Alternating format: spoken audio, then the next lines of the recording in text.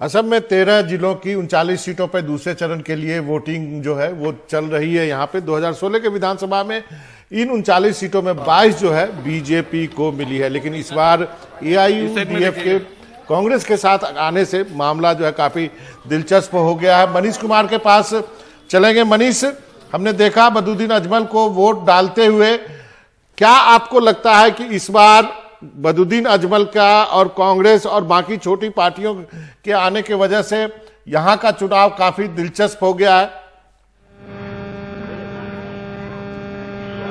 निश्चित रूप से बाबा, क्योंकि आज से 1.5 महीने 2 महीने पहले तक ये चुनाव काफी एक तरफा लग रहा था कि इस बार के चुनाव में बीजेपी को वॉकओवर है। लेकिन जिस प्रकार से विपक्ष, खासकर कांग्रेस पार्टी ने हर दल से, वो छोटी छोटी दल जैसे सीपीएम जैसे दल से हो या आरजेडी हो, सबको एक एक सीट देकर इसने एक बड़ा गठबंधन महाजोत जो बनाया है, उसके कारण निश्चित रूप से बीजेपी की मुश्किलें बढ़ गई हैं। जहां तक बदरुद्दीन अजमल का सवाल है, निश्चित रूप से इस बात में कोई संदेह नहीं है कि इसके कारण जो है मुस्लिम मतदाताओं के बीच में कोई कंफ्यूजन नहीं है। वहीं साथ ही साथ बीजेपी का कहना है कि उनको भी इसका नुकसान से ज्यादा फायदा हो रहा है। हालांकि ये परिणाम आने के बाद ही देखने को मिलेगा कि एक दूसरा काउंटर रिएक्शन, ध्रुवीकरण भी हो रहा है जिसका उन्हें फायदा मिलेगा। लेकिन मनीष की बात एक मिनट के लिए अजमल को सुनते हैं, उसके बाद फिर आता हूं, एक उनकी बाइट चलाते हैं।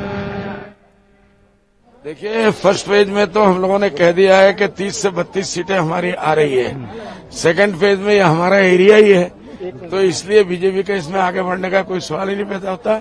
हमारे लोग ही आगे बढ़ेंगे इंशाल्लाह। और थर्ड फेज में भी हम लोग जाएंगे। इसका मतलब ये है कि सरकार हमारे महागठबंधन की बनेगी। मनीष, आपने सुना अजमल जो है वो काफी कॉन्फिडेंट है। आपने कहा कि ये काउंटर प्रोडक्टिव भी हो सकता है, क्योंकि जिस ढंग से बीजेपी की नेता, चाहे गृह मंत्री को सुना हमने, अजमल का नाम लेकर के मंच से बोल रहे हैं, तो इसका फायदा भी बीजेपी इसी रूप में लेना चाहेगी जिस ढंग से ये महाजोत लेना चाह रहा है। देखिए, बीजेपी के पास इस चुनाव में चूंकि सीए के कारण जो है यहाँ पर काफी आंदोलन हुआ था, कई लोग मारे गए थे, तो उनके पास बदरुद्दीन अजमल के अलावा और कोई दूसरा बहुत बड़ा चुनावी हथियार नहीं है। हालांकि इसका दोनों पक्ष है। बीजेपी का दावा है कि उनको काउंटर पोलराइजेशन का फायदा मिल रहा है, लेकिन जमीनी हकीकत यह भी है कि जो बीजेपी विरोधी वोटर हैं उनके बीच में कोई कंफ्यूजन नहीं है। और साथ ही साथ जो बोडो फ्रंट का उनके साथ आने के कारण जो है बोडो वोटरों के बीच में, हालांकि उनके बीच में कोई ऐसा इन ब्लॉक वोटिंग नहीं हो रहा है, क्योंकि बोडो का एक बड़ा जो एक बड़ी पार्टी है, जो बड़ी पार्टी बनकर उभरी है, वो बीजेपी के साथ भी है। लेकिन साथ ही साथ ये एड ऑन वोट जो है वो ये कम से कम 30 से 40 विधानसभा क्षेत्रों में बोडो जो वोटर हैं उसका फायदा भी महागठबंधन को मिल रहा है। और बीजेपी के नेता भी प्राइवेट में एडमिट करते हैं कि इस बार का चुनाव जितना आसान उन्होंने सोचा था वैसा हुआ नहीं।